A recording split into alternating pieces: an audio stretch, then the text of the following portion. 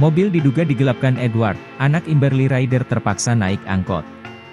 Anak Kimberly Ryder terpaksa naik angkot usai mobil mereka diduga digelapkan oleh ayahnya sendiri, Edward Akbar.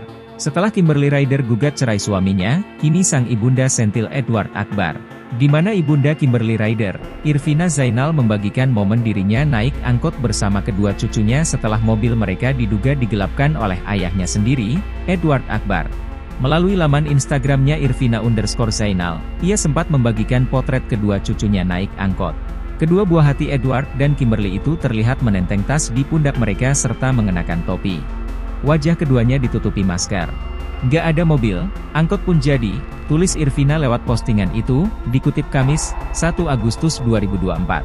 Unggahan Irvina itu juga sempat dibagikan ulang oleh Kimberly lewat Instagram story-nya.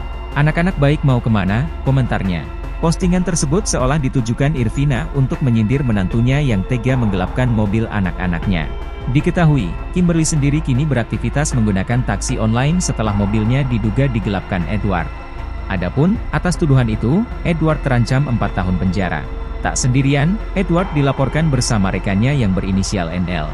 Sementara itu, polisi akan segera memanggil Edward buntut laporan sang istri tersebut. Di kesempatan yang sama, Nurma mengungkap sejauh ini 2 orang saksi telah diperiksa, yakni Kimberly Ryder selaku pelapor dan ibunya.